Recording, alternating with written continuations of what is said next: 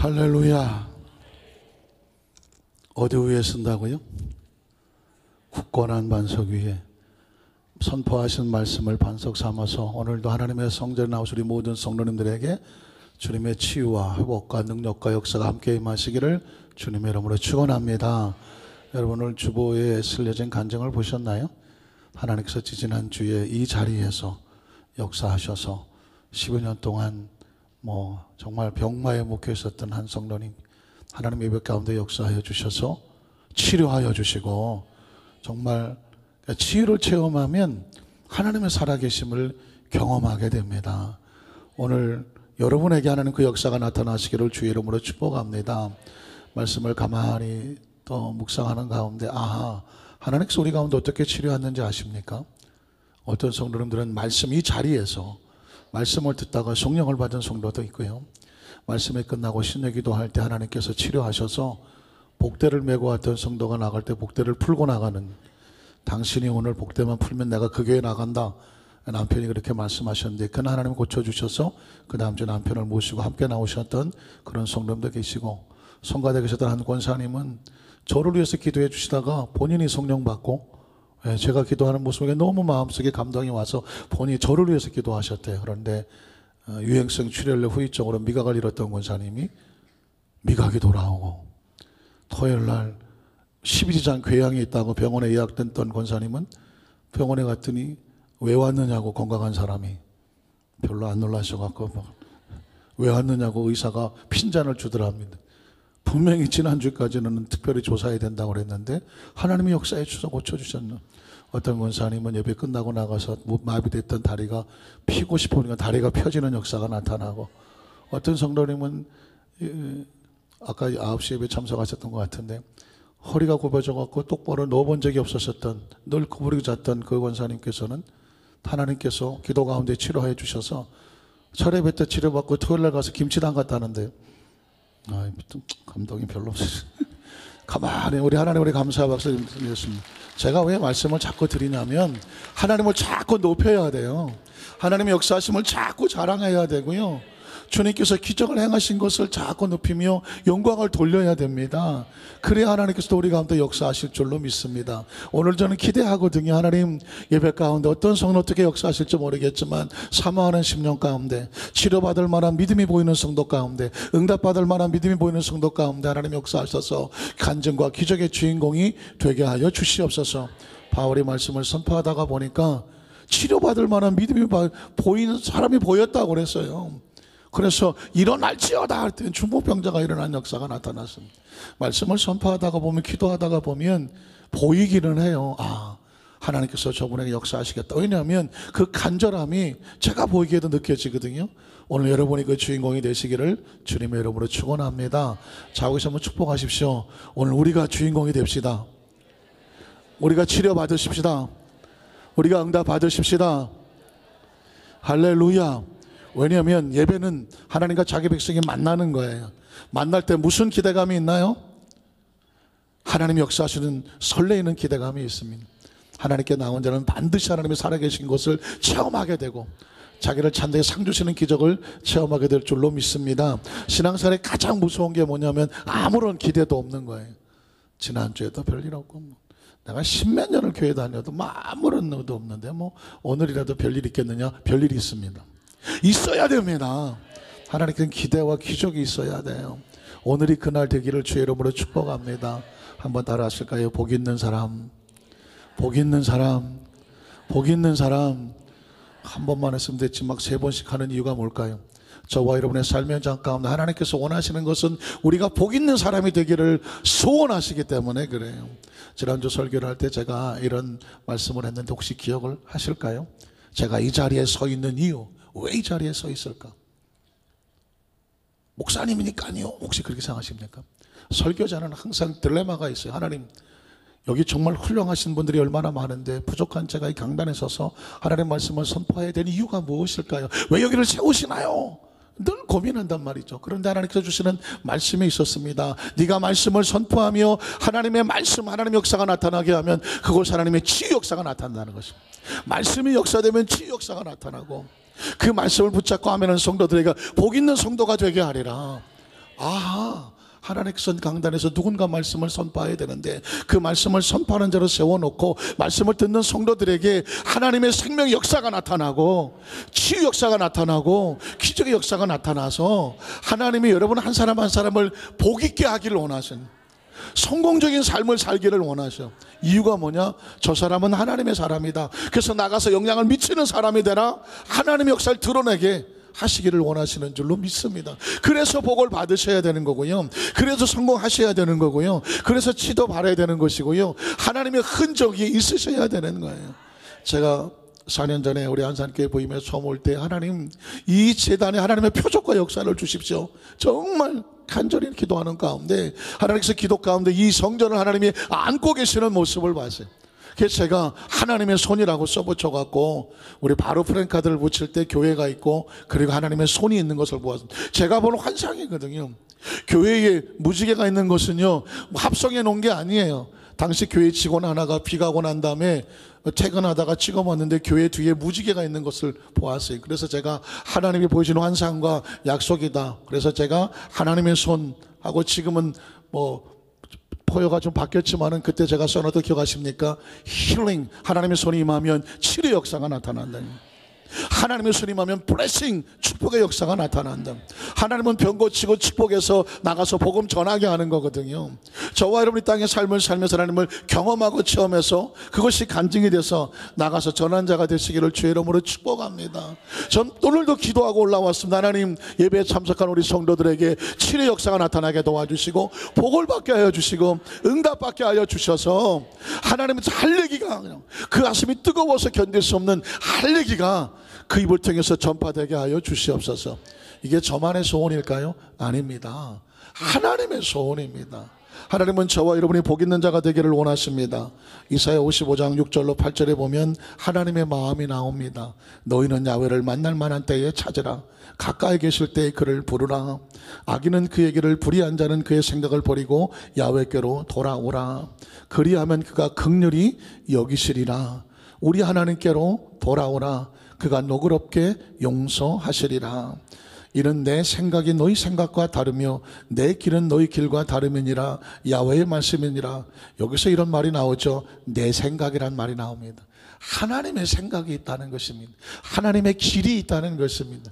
하나님의 생각과 하나님의 길은 무엇일까요? 9절로 11절에 보면 이는 하늘이 땅보다 높음같이 내 길은 너희의 길보다 높으며 너희가 상상하는 그런 방법보다 차원이 높으며 내 생각은 너희 생각보다 엄청 빨리 지나가는, 내 생각은 너희 생각보다 높다. 자, 이는 비와 눈이 하늘로부터 내려서 그리로 되돌아가지 않아.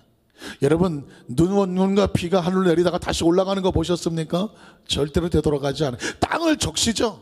그래서 땅을 적셔서 소출이 나게 하며 싹이 나게 하며 파종하는 자에겐 종자를 주며 먹는 자에게 양식을 줌과 같이 내 말씀은 어떻다는 것입니까? 내 입에서 나가는 말도 입에서 나갔다가 되돌아가지 아니하고 헛되이 돌아오지 아니하고 어떻게 한다? 말씀이 선포되면 무엇을 이룰까요?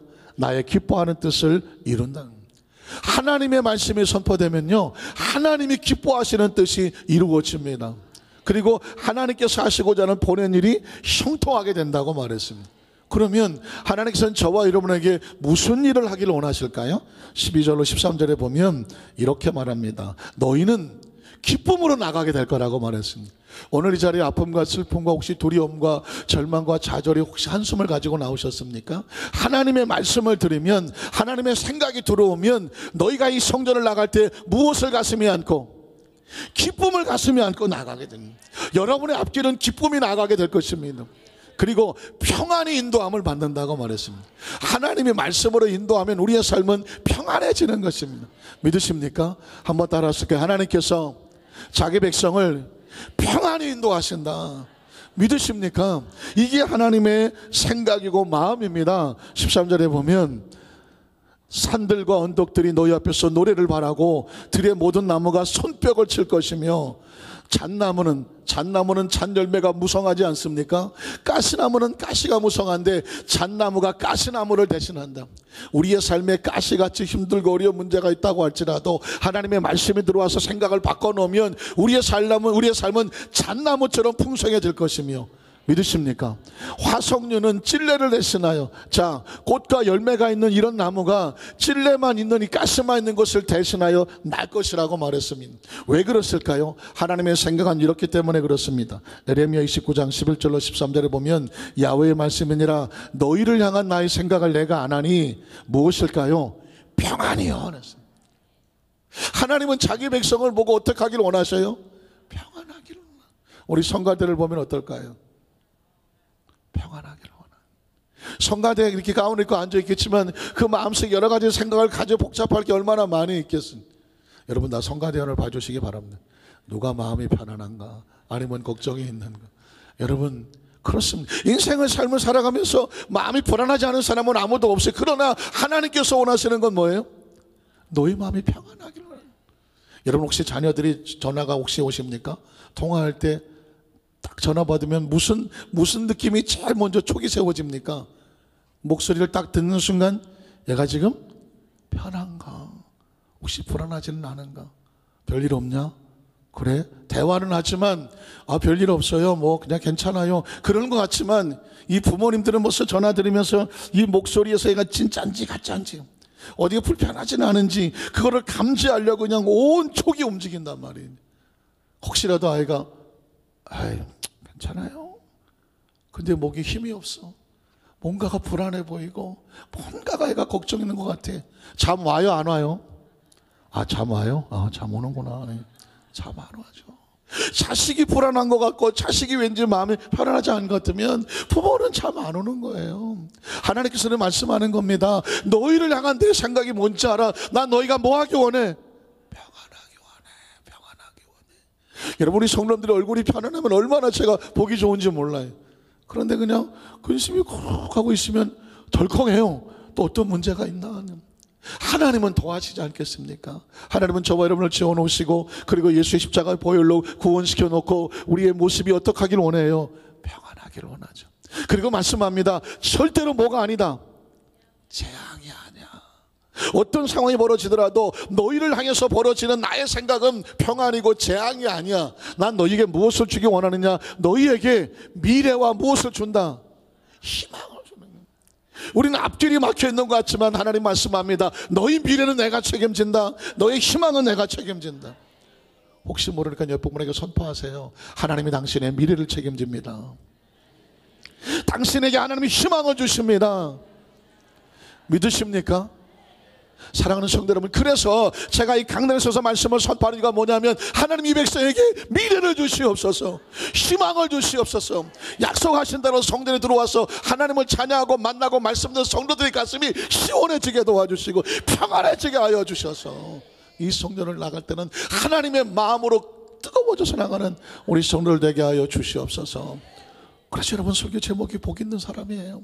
시편 1편 본문에 가보면 아주 대놓고 복 있는 사람이 되라고 말하고 있습니다.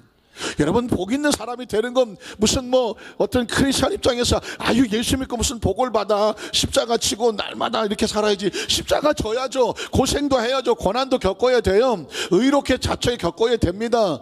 그런데 복 있는 사람이 돼서 그 복을 가지고 고난도 이겨내고 장애물도 이겨내라시란 말씀입니다. 성경은 근본적으로 하나님께서 복 있는 길을 가르쳐 주는데 그 첫 번째는 뭐냐면 악인의 꾀를 쫓아가지 말라는 것입니다. 한번 따라하실까요? 복 있는 사람은 악인들의 꾀를 따르지 말아야 됩니다. 따르지 말아야 된다는 얘기를 좀 더 원색적으로 설명하면 악인들과 엮이지 말라는 것입니다. 한번 따라하실까요? 악인들과 엮이지 마라. 표현이 아주 생생하죠. 엮인다는 게 뭐예요? 어쨌든 함께하고 같이 뭘 하고 어울리게 되면 악인들과 어울리면 망할 수밖에 없어요. 복이 없어지는 것입니다. 성경은 악인에 대해서 뭐라고 말하냐면 시편 10편 4절에 이렇게 말합니다. 악인이란 뭐냐? 그의 교만한 얼굴로 말하기를 하나님께서 이를 하나님이 말 수가 있겠어? 이게 뭐 알아? 감찰하지 아니하신다 하며 뭐라고 말하냐면 그의 모든 사상에 생각과 사고와 의식과 교육과 그의 언어의 눈빛과 모든 삶에 하나님이 있다 없다? 없습니다. 여러분, 절대로 어떤 사람을 만났는데 정말 외모가 혹하고 그의 스펙이 혹하고 백그라운드가 놀랄만한 사람을 만났는데 그 사람의 사상과 사고와 언어와 말을 들어보니 하나님이 없어.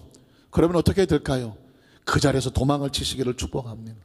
같이 엮여봤자 절대로 잘 될 일이 없어. 성경이 말씀하는 겁니다. 더 나가서 여러분, 악인은 뭐냐? 시편 36편 1절에 보니까 악인의 죄가 그의 마음속에 이르기를 그의 눈에는 뭐가 없어요? 하나님을 두려워하는 빛이 없어요. 세상에 가장 무서운 사람이 뭔지 아십니까? 하나님을 두려워하지 않고 자기 멋대로 살아가는 사람. 이 사람과 엮이면 바로 망하는 것입니다. 성경에 보면은요, 하나님을 보고 하나님이 누구냐고 덤벼든 사람이 나오는데 바로 모세 시대의 바로 왕이었습니다. 바로 왕이 바로 모든 악인의 아주 대표적이고 샘플입니다. 출애굽기 5장 1절로 2절을 보면 그 후에 모세와 아론이 바로에게 가서 이르기되 이스라엘 하나님 야훼께서, 하나님의 존재를 선언했습니다. 이스라엘 하나님 야훼께서 이렇게 말씀하셨습니다. 그 말씀 뭐냐면 내 백성을 보내라. 그리하면 그들이 광야에서 내 앞에 절기를 지킬 것이니라 하셨나이다. 자, 가서 말씀을 선포했습니다. 그랬더니 바로가 이르되 이렇게 반응합니다. 하나님이 누구냐? 여러분 잘 들어보십시오. 그냥 사람의 말이지만 이 말은 하나님을 대적하고 있습니다. 하나님이 누구이기에 내가 왜 그 목소리를 들어야 되느냐? 나는 태양신의 아들이야. 내가 이집트의 왕이야. 넘버원이라고. 하나님이 도대체 누군데 감히 내가 내 앞에 와서 하나님 이름을 들먹거려? 내가 그 하나님이 어떤 줄 알고 이스라엘 보내겠느냐라고 반문합니다. 이 소리는 하나님을 대적하는 소리입니다. 자, 이 사람과 엮인 사람들 어떻게 될까요? 볼 것도 없습니다. 출애굽기 12장 29절로 30절에 보면 밤중에 야훼께서 애굽 땅에서 모든 처음 난 것 곧 왕위에 앉은 바로의 장자로부터 옥에 갇힌 사람의 장자까지와 가축의 처음 난 것을 다 치심해 하나님이 치셨습니다. 그 밤에 바로와 그의 모든 신하와 모든 애굽 사람이 일어나고 애굽에 큰 통곡과 부르짐이 있었으니 이는 그 나라에 죽임을 당하지 아니한 집이 하나도 없었어요. 누구 때문에? 바로 때문입니다. 여러분, 한 나라의 지도자가 이렇게 중요한 거예요. 아까 우리 장로님 기도하실 때에 이번 지방선거도 있고 대통령을 위한 기도도 있고 여러 가지 기도를 하셨습니다. 지도자를 위한 기도가 너무 중요한 거예요. 지도자가 하나님을 모르고 악인이 돼버리면, 악한 길을 선택하면 나라가 무너지는 건 순식간이에요. 바로가 잘못하니까 바로와 그 백성들 모두가 한날 한시에 하나님이 징계하시니까 모두가 통곡 소리가 끝나지 않았습니다. 더 나가서 출애굽기 14장 26절로 30절에 보면 야훼께서 모세에게 이르시되 내 손을 바다 위로 내밀어 물이 애굽 사람들과 그들의 병거들과 마병들 위에 다시 흐르게 하라 하시니 모세가 손을 바다 위로 내밀매 새벽에 되어 바다 힘이 회복된지라. 애굽 사람들이 물을 거슬러 도망하나 야훼께서 애굽 사람들을 바다 가운데 엎어버리셨습니다. 물이 다시 흘러 병거들과 기병들을 덮되 그들의 뒤를 따라 바다에 들어간 바로의 군대를 다 엎더니 몇 명이 남았어요? 하나도 남지 않았습니다. 그 다음 절에 보니까 그러나 이스라엘 자손은 바다 가운데를 육지로 행하였고 물이 좌우에 벽이 되었더라. 그날에 야훼께서 같이 이스라엘 애굽 사람의 손에서 구원하심에 이스라엘이 바닷가에서 애굽 사람을 죽고 있는 것을 보았다고 말합니다. 자, 애굽의 백성들은 하나님을 모르는 악인인 바로와 엮였다가 모두가 망하고 군대도 망합니다. 그러나 이스라엘 백성은 하나님의 사람인 모세와 엮였는데 그 홍해수에서도 살아남는 역사가 나타난 줄로 믿습니다. 성경에서 말하는 복이라는 것은 다른 게 아닙니다. 누구와 엮이느냐가 담겨져 있습니다. 성경에도 보면 고라와 250명의 족장들이 이스라엘 백성이 그 광야를 지나갈 때 모세를 대항하는 사람들이 나옵니다. 자, 근데 그 사람 얘기를 가랑 들어보면 하나님을 경외하지 않아요.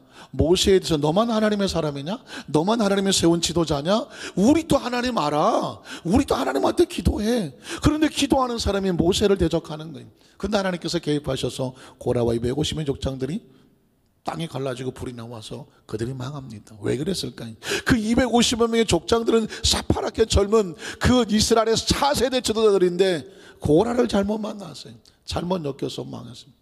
10명의 정탐꾼도가 가나안 땅을 정탐하고 와서 이스라엘 백성들에게 온갖 부정적인 소리를 늘어놓습니다. 사랑하는 성도 여러분, 300만 무너지는 거 순식간이더라고요. 누구와 엮이면? 악한 사람과 엮이면. 그래서 300만이 뭐라고 말합니까? 하나님이 우리를 죽이려고 여기까지 끌고 왔느냐고 하나님을 대적합니다. 제가 성경을 통해서 가만히 보면 복 있는 사람은 다른 게 아니었어요. 복 있는 사람과 엮여야 복 있는 사람이 되고 악인과 엮이면 나라라도 무너지는 것을 볼 수가 있습니다. 그래서 여러분, 똑같은 바로라고 할지라도 요셉과 엮였던 바로는, 그리고 요셉과 엮였던 사람들은 다 복을 받았어요. 한번 보시겠습니까? 창세기 39장 1절로 3절을 보면 요셉이 이끌려 애굽에 내려가매 바로의 신의 대장 애굽 사람 보디발이 그를 그리 데려간 이스마엘 사람의 손에서 요셉을 샀습니다. 자, 요셉이 하나님의 사람인 걸 몰랐죠. 그가 하나님을 경외하는 사람인지도 몰랐어요. 그냥 노예 하나를 샀을 뿐입니다. 그런데 놀랍게 그 집에 하나님과 엮이는 역사가 나타났습니다. 그 다음 절을 보니까 야훼께서 요셉과 함께 하심으로, 뒤집어 말하면 요셉은 누구와 엮인 사람이에요? 하나님과 엮인 사람입니다. 여러분은 누구와 엮였나요? 여러분 누구와 엮였어요? 하나님과 엮인 사람이야 하나님의 나라에, 이 하나님의 날에 하나님 앞에 나와 있죠. 가만히 생각해 보면 저와 여러분의 운명은 하나님께 엮인 사람이에요. 요셉은 하나님과 엮인 사람이었습니다. 그래서 그가 형통한 자가 됩니다. 요셉이 뭘 공부를 많이 해갖고 요셉이 무슨 백그라운드가 좋은 게 아니라 하나님과 엮이니까 누가 그를 형통하게 합니까? 하나님이 형통하게 해요. 그래서 그가 형통한 자가 됐고, 뿐만 아니라 그의 주인 애굽 사람의 집에 있으니 그의 주인이 야훼께서 그와 함께 하심을 보며 또 야훼께서 그의 범사에 그 집안의 모든 일을 어떻게 만들어줬어요? 형통하게 하심을 보았다고 말하고 있습니다. 사랑하는 성도, 그래서 복 있는 사람이 들에 가면 들이 복을 받고, 또 성에 들어오면 성을 받는데 복을 받는 얘기가 뭐냐면 복 있는 사람과 엮이면 그게 복이 되는 거예요. 믿으십니까? 자, 성경에 보면 창세기 39장 21절 23절에 보면 이건 또 감옥에도 복이 많은데, 야훼께서 요셉과 함께 하시고, 자, 요셉은 하나님께 엮였죠. 그에게 인자를 받아와서 간수장에게 은혜를 받게 하시니, 이 간수장의 교도소장이 누구랑 엮입니까? 요셉과 엮이는 거예요. 그랬더니 간수장의 옥중제사를 다 요셉의 손에 맡김으로 그 재반 사물을 요셉이 처리하고, 간수장은 그의 손에 맡긴 것을 무엇인지 살펴보지 아니하고 믿고 맡겼어요. 이는 이유가 있어요. 야훼께서 요셉과 함께 하심이더라. 아하, 저 사람은 하나님과 엮인 사람이라 간수장이 요셉과 함께 하시는 하나님을 알았어. 그에게 맡겨버렸어요. 그랬더니 어떤 일이 벌어지냐면 야훼께서 그를 범사에 뭐하게 하셨더라? 형통하게 하셨습니다. 복이라고 하는 것은 요행과 재수가 아니에요. 하나님과 엮이는 거예요. 그러면 하나님께서 그의 범사에 형통하시게 하나님이 역사하신 줄로 믿습니다. 자, 요셉 시대의 바로 이야기를 해볼까요? 창세기 41장 37절로 40절에 보면 똑같은 바로인데 모세 시대의 바로가 아니에요. 요셉 시대의 바로입니다. 자, 이 바로는 바로와 그의 모든 신하가 이 일을 좋게 여겼습니다. 이 일이 뭐냐면 요셉의 말과 요셉의 계획이었습니다. 자, 그 다음 절에 보면 그래서 바로가 그의 신하들에게 이르되 이와 같이 하나님의 영에 감동된 사람. 전 놀라는 거예요. 애굽의 바로 왕은 파라오라 그래서 태양신의 아들, 자기를 신이라고 생각하거든요. 그랬던 이 사람이 놀랍게도 하나님과 엮이기를 자청합니다. 요셉을 보니까 하나님의 사람이요, 그의 지혜를 보니까 하나님의 영이 함께 하시네. 그러니까 애굽에서 최고 1인자가 이렇게 말하는 겁니다. 난 이제부터 누구와 엮인다? 난 하나님과 엮인다. 하나님의 사람 요셉이 하면 다 오케이다 하면서 그 나라를 맡기는 거예요. 그러면서 신하들에게 말하는 것입니다. 이렇게 하나님의 영에 엮인 사람을 우리가 어찌 찾을 수가 있겠느냐. 그 다음 절에 보면 요셉에게 이르되 하나님이 모든 것을 내게 보이셨으니, 지금 바로 왕은요 요셉의 능력이라고 말하지 않아요. 너와 엮이고 있는 존재 누구? 하나님. 하나님이 너에게 보이셨으니 너와 같이 명철하고 지혜 있는 자가 없도다. 그래서 어떻게 합니까? 너는 내 집을 다스려라. 자, 나의 모든 것을 너에게 맡길게. 네가 해. 지금 바로는 스스로 요셉과 엮이고 있습니다. 너는 내 집을 다스리라. 내 백성이 다 내 명령에 복종하리니 내가 너보다 높은 것은 다 내 왕자뿐이다. 자, 그러면 이 요셉 시대 바로는 과연 요셉에게 맡기고 어떤 복을 받았을까요? 창세기 41장 53절 54절에 보면 신기한 일이 벌어집니다. 애굽 땅에 7해 풍년이 그치고, 그리고 요셉의 말과 같이 7해 흉년이 들기 시작하며, 자, 그 다음에 밑줄을 치셔야 되겠죠. 각국에는 기근이 있었습니다. 흉년이 다가왔으니 각 나라가 기근에 시달려서 진짜 많은 사람이 죽어가고 있었습니다. 그러나 애굽 온 땅에는 뭐가 있었을까요? 먹을 것이 있었습니다. 기근이 없었다는 것입니까? 누구의 축복인가요? 하나님과 엮였던 애굽에 하나님께서 그 땅에 복을 주신 거예요. 누구로 인해서? 요셉으로 인해서 그런 것입니다. 애굽 시대 똑같은 애굽에서요 모세 시대는 모세를 거슬렸고 하나님을 대항하여 모두가 망했는데, 똑같은 바라왕인데도 요셉 시대에는 하나님과 엮이니까 하나님께서 그 땅을 축복해 주셨습니다. 성경에 보면은요, 의인과 엮이면 절대로 안 된다고 말하고 있어요. 아니, 의인과 엮이면 절대로 복을 받지만 악인과 엮이면 절대로 안 된다. 악인과 엮이면서 복 받기를 기대하는 건 진짜 스스로 불구덩이에 들어가는 것이다. 여러분께서 오늘 시편 1편 4절로 6절에 보면 악인들은 절대로 그렇지 않다. 악인들이 쌓아놓은 것은 바람에 나는 겨와 같다. 겨를 아시나요? 겨? 예전에 시골에 보면 논바닥에다가 막 겨를 잔뜩 쌓아놨던 게 아니에요. 어렸을 때 막 거기서 뭐 숨어서 놀기도 하고 뭐 집어 던지기도 했던 것 같은데, 바람 심하게 보면 다음날 어디 가요? 다 날아가 버리고 없어요. 힘이 없어요. 자, 그래서 바람이 나는 겨와 같도다. 그 다음 때 그러므로 악인들은 심판을 절대로 견디지 못하며 죄인들이 의인들의 몸에 들지 못하며 어떻게 돼요? 무릇 의인들의 길은 기억하십시오. 야훼께서 아무리 힘들고 어렵더라도 그곳에 엮이는 사람은 인정하시나 악인들의 길은 어떻게 돼요? 반드시 망해요. 그래서 여러분, 삶을 살아가다가 우리가 만나는 사람이 절대로 그 사람이 악인이거든, 악하거든, 겉모습이 아니에요. 그 사람이 어떤 다른 백그라운드가 아니에요. 그 속에 하나님을 경외하는 것이 없고 두려워하는 눈빛이 없거든. 그 사람과 엮이지 않게 되기를 주의 이름으로 축복합니다. 왜냐하면 그 길은 망하게 되어 있어요. 두 번째 뭐냐면, 복 있는 사람은요, 죄인들의 길에 서지 말아야 됩니다. 자, 죄인들의 길에 서지 말라는 얘기를 다른 말로 바꾸면 죄인들과 뭐 하지 말아야 돼요? 엮이지 말아야 돼요. 한번 따라하실까요? 복 있는 사람은 죄인들과 엮이지 말아야 됩니다. 죄인은 뭐냐면 악인하고 달라요. 악인은 하나님 자체를 무시해버려요. 그러나 죄인은 하나님을 알아요. 믿기도 해요. 말씀도 드리고요, 예배도 드리고 때로 성경도 읽고 때로 봉사도 해요. 그런데 이 사람이 어느 날 중앙선을 넘어요. 넘지 말아야 될 선을 넘어버려요.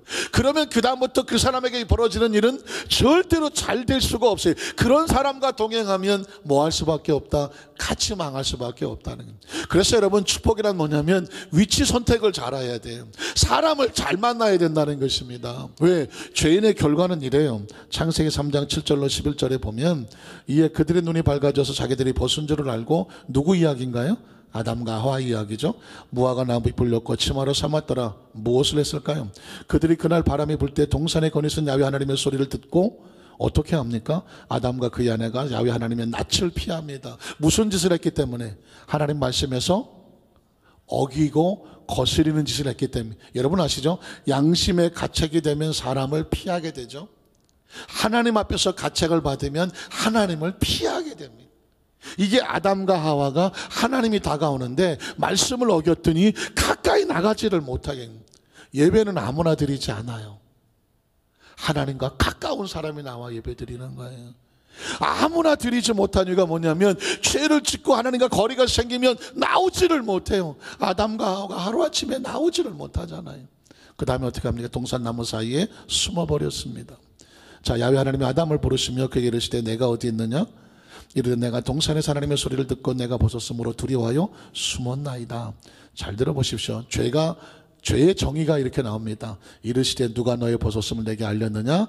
내가 내게 먹지 말라 명한, 이게 말씀이에요. 이게 명령이고요, 이게 계명이라는 거예요. 그런데 그 나무 열매를 내가 먹었느냐? 이걸 뭐라고 말해요? 죄라고 말하는 것입니다. 하나님의 명령을 벗어나서 거스린 걸 뭐라고 말한다? 죄라고 말하는 것입니다. 그럼 죄의 결과는 어떻게 될까요? 아주 흉측하게 되겠죠. 자, 보십시오. 창세기 3장 12절에 보면 하나님께서 아담에게 물었습니다. 야, 너 왜 그거 따먹었어?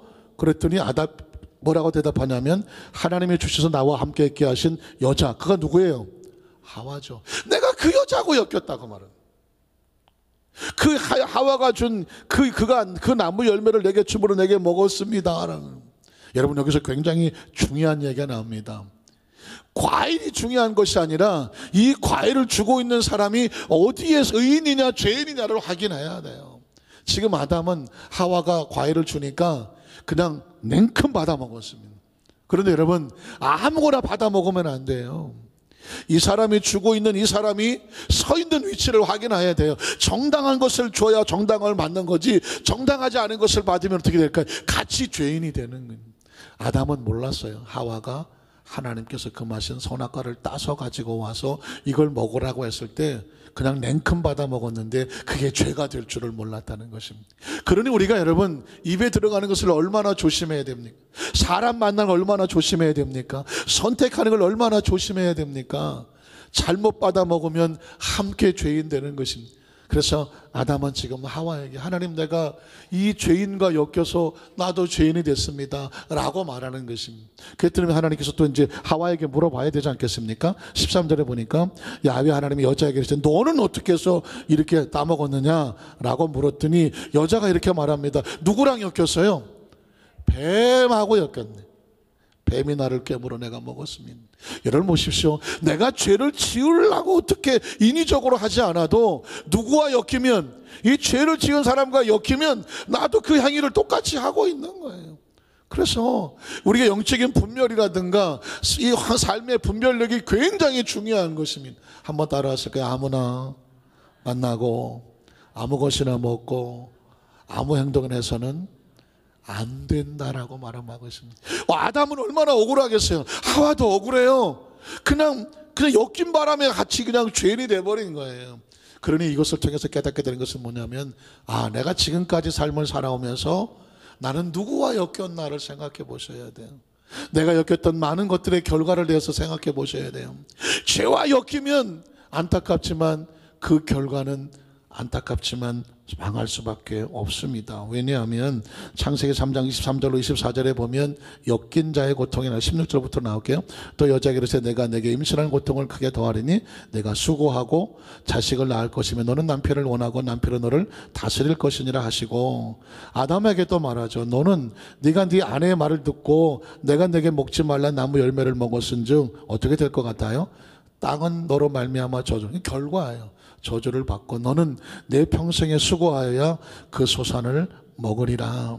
땅이 내게 가시덤불과 안공기를 낼 것이나 내가 먹을 것은 밭의 채소인즉 내가 흙으로 돌아갈 때까지 얼굴에 땀을 흘려야 먹을 것을 먹으리니 내가 그것에서 수염을 입었음이라. 너는 흙이니 흙으로 돌아갈 것이니라 하시니. 왜 이렇게 됐나요? 자신이 선택한 것에 대한 결과를 못 얻게 됩니다. 여러분, 인생에 요행과 재수는 없습니다. 심은 대로 거둬지게 되는 거예요.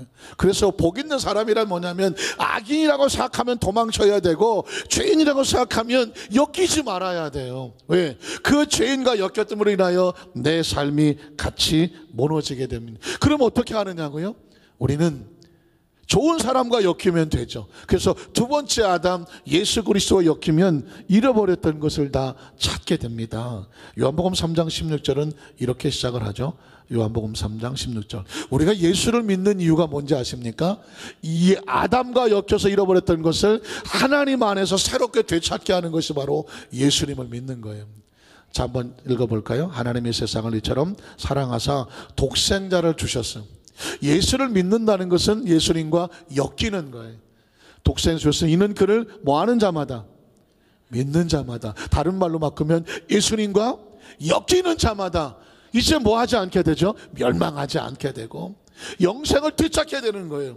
여러분 착각하시면 안 돼요. 우린 원래 영생하도록 지어진 자예요. 반응이 없으신데? 이상한데? 원래 우리에겐 죽음이 없었어요. 아담과 하와를 지으실 때 죽음이 없었어요. 죄가 우리를 죽이는 거예요. 죄 때문에 죽음이 다가온 것입니다. 죄의 삭은 사망이라는 거예요. 죄를 선택하면 죽을 수밖에 없어요. 그러나 우리가 다시 생명을 선택하면 영생을 회복하게 됩니다. 그게 바로 예수 그리스도예요. 예수를 믿는 자마다 멸망하지 않고 영생을 얻게 하려 하셨습니다. 혹시 여러분 둘째 아담이라는 말을 들어보셨나요? 한번 따라 하실까요? 둘째 아담. 둘째 아담. 로마서에 보면 아담과 하와의 그 아담은 첫째 아담이라고 말하고, 이 아담과 엮였던 사람은 다 무너져 죄의 대가를 치렀지만 두 번째 아담을 예수 그리스도라고 말해요. 예수 그리스도 엮이면 잃었던 것을 다 찾게 되어집니다. 자, 로마서 5장 15절에 보면 그러나 이 은사는 그 범죄와 같지 아니하니 곧 잘 보십시오. 한 사람의 범죄를 인하여 많은 사람이 죽었다. 그 한 사람이 누구죠? 첫 번째 아담입니다. 첫 번째 아담과 엮임으로 말미암아 많은 사람이 죽었은즉, 그 다음에 보면 더욱 하나님의 은혜와 또 다른 한 사람 예수 그리스도의 은혜로 말미암아 두 번째 아담은 누구냐면 예수 그리스도예요. 이젠 예수 그리스도를 말미암아 많은 선물로 많은 사람에게 넘치게 됐다고 말합니다. 자, 또 19절에 보면 17절에 보면 이렇게 말, 한 사람의 범죄로 말미암아 누구죠? 아담이죠. 한 사람의 범죄로 말미암아 사망이 그 한 사람을 통해서 왕노릇하였은즉, 그 다음 절에 보면 더욱 은혜와 의의 선물로 넘치게 받는 또 한 사람이 있는데 그분이 누구예요?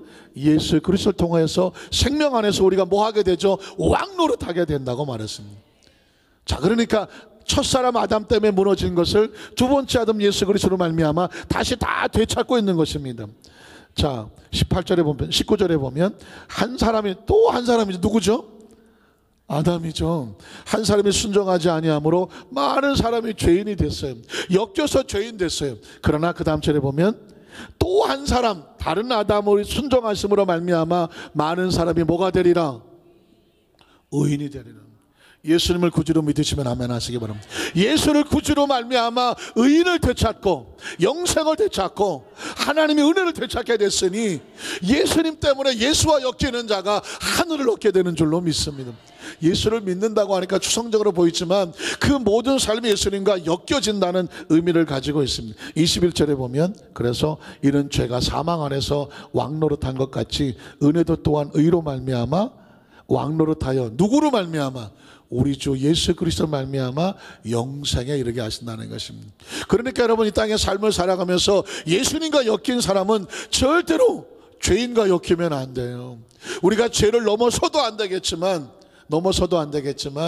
죄를 지은 그 죄인이 그 죄인과 같이 엮여지게 되면 같은 죄의 대가를 치르게 됩니다. 우리는 연약해 자꾸 넘어지게 되고 쓰러질 수 있게 되지만 죄인을 정죄하고 손가락 잘하는 것이 아닙니다. 우리도 죄를 넘어서지 말고 죄인도 회개하고 돌아올 수 있도록 함께 더불어 의의 길로 끌려가려고 몸부림치는 사람이 뭐가 될 수 있을까요? 복 있는 사람이 되는 것입니다. 마지막 세 번째로 복 있는 사람은요, 오만한 자들의 자리에 앉지 말아야 되는 것입니다. 한번 따라하실까요? 복 있는 사람은 오만한 자들과 엮이지 말아야 됩니다. 여러분, 진짜 중요한 건 이거예요. 우리는 악인은 될 수 없어요. 왜? 우리는 예수를 믿습니다. 그러나 죄인은 될 수 있죠. 왜? 예수 믿다가 하나님 말씀을 어기면 죄인이 되거든요. 말씀을 붙잡으면 죄인이 안 될 수가 있어요. 그런데 정말 중요한 것은 뭐냐면 신앙생활도 잘하고 봉사도 잘하고 믿음생활도 잘해, 전도도 잘하고 다 잘해. 그러나 아주 조심해야 될 것은 뭐냐면 교만한 자가 되면 안 돼. 오만은이란 뭐냐면 하나님도 알고 말씀도 알아요. 그러나 내가 너무 잘나서 하나님보다 높아지려고 하는 것이 바로 오만한 자라는 것입니다.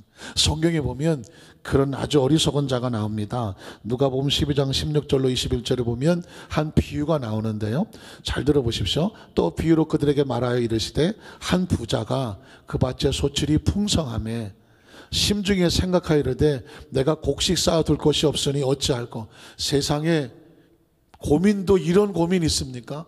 너무 많아갖고 쌓아둘 창고가 없네. 세상에 제일 그 배 아픈 고민이 뭐예요?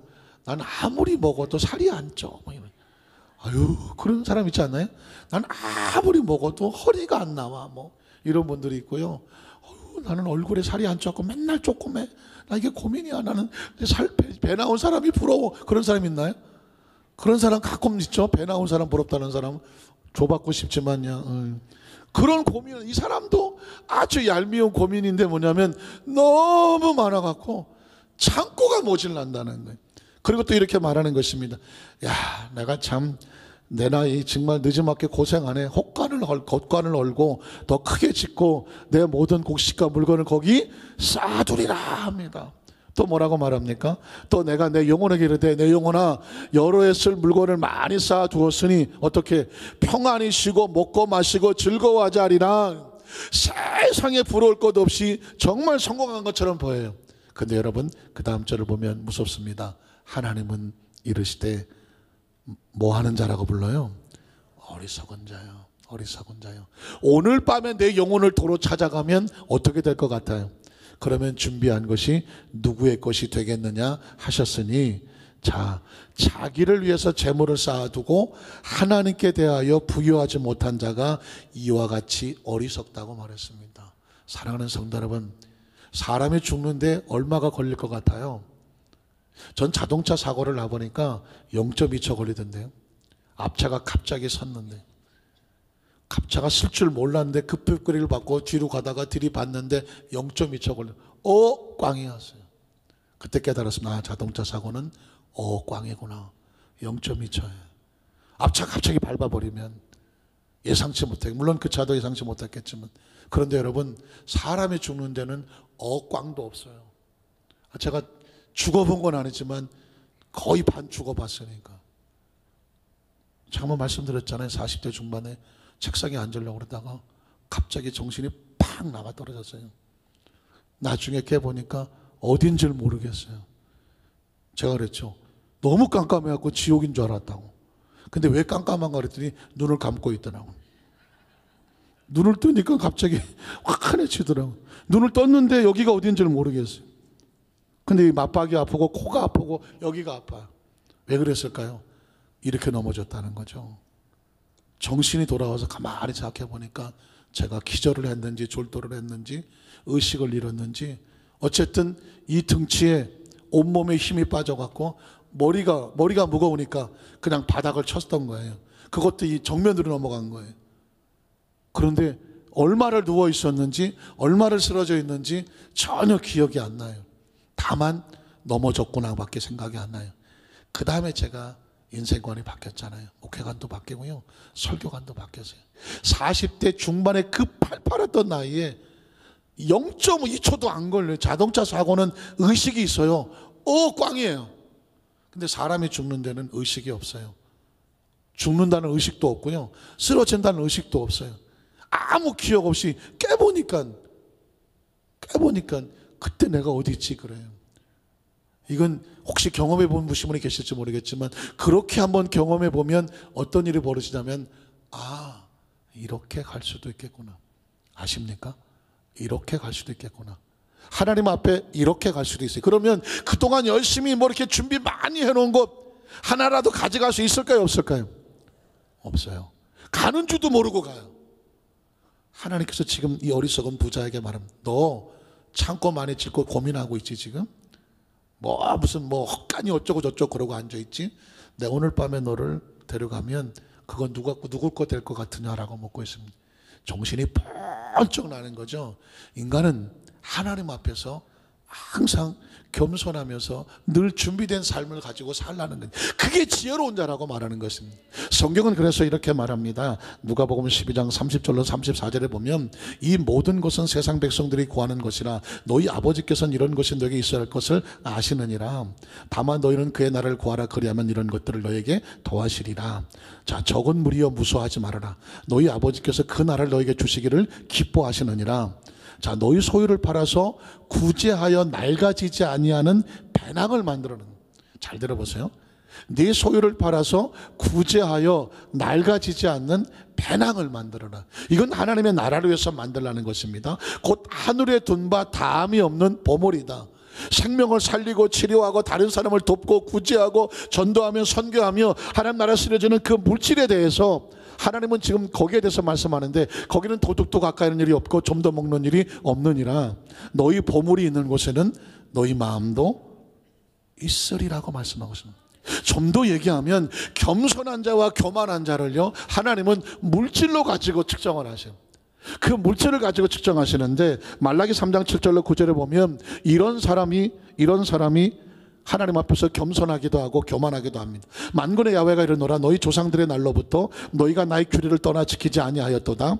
그런즉 내게로 돌아오라. 그러면 나도 너희에게로 돌아가리라 하였더니 너희가 이르기를 우리가 어떻게 해야 하나님께 돌아갈 수 있겠습니까? 잘 들어보십시오. 어떻게 우리가 하나님께 돌아갈까? 그랬더니 그 다음 절에 뭐라고 말하냐면 사람이 어찌 하나님의 것, 도대체 무엇을 말할까요? 도둑질하겠느냐? 그러나 너희는 나의 것을 도둑질하고도 말하기를 우리가 어떻게 주의 것을 도둑질하였나이까 하는도다. 그건 뭐냐? 곧 11조와 감사 예물 봉헌물이라 라고 말하고 있습니다. 하나님의 것은 11조와 봉헌물이라고 말을 하고 있습니다. 그 다음 절을 보면 너희 곧 온 나라가 나의 것을 도둑질하였으므로 너희가 그 결과 저주를 받았다라고 말하고 있습니다. 하나님의 것을 하나님 것 되지 않으면 하나님의 복이 임하지를 않는다는 것입니다.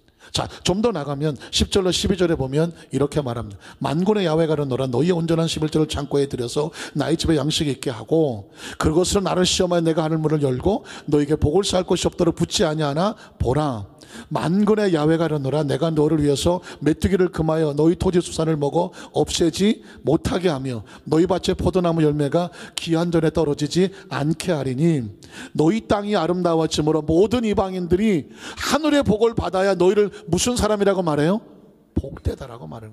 복은 어디서부터 오죠? 하늘로부터 오는 거예요.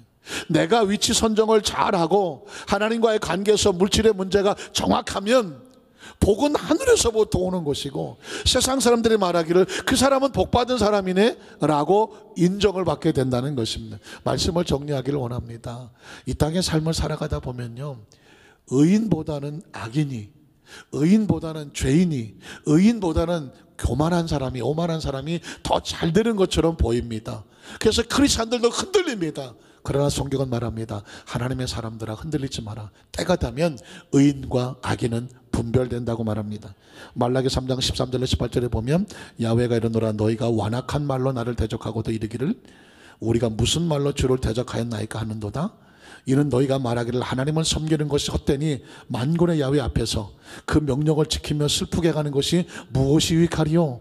지금 우리는 교만한 자가 복되다고 하며 악을 행하는 자가 번성하며 하나님을 시험하는 자가 화를 멸한다 하노라 함이라. 그때 야훼를 경외하는 자들이 피차에 말하며 야훼께서 그것을 분명히 들으시고 야훼를 경외하는 자와 그 이름을 존중히 여기는 자를 위하여 야훼 앞에 있는 기념책에 기록해 놓으실 것이며 만군의 야훼가 이르노라 나는 내가 정한 날에 그들을 나의 특별한 소유로 삼을 것이며 또 사람이 자기를 섬기는 아들을 아낌같이 내가 그들을 아낄 것이니 그때 너희가 돌아와서 의인과 악인을 분별하고 하나님을 섬기는 자와 섬기지 아니한 자를 뭐하리라? 분별하리라. 성경은 철저하게 복 있는 사람은 악인과 엮이지 않습니다. 절대로 죄인과 엮이지 않습니다. 교만한 자와 엮이지 않습니다. 왜냐하면 그 길은 뻔해요. 망할 수밖에 없습니다. 지금 당장은 그렇게 보이지 않는다고 하죠. 절대로 흔들리면 안 된다고 말합니다. 왜냐하면 하나님은 자기를 경외하는 백성을 책에 기록해 놓고 계시고 그리고 자기 아들처럼 가슴에 품고 계시고 때가 되면 분별하실 거라고 말하고 있습니다. 우리 하나님께 성도들은 하나님께 복을 받아서 하나님 안에서 복 있는 자의 자리를 지켜나가는 축복의 통로가 되시기를 주님의 이름으로 축원합니다.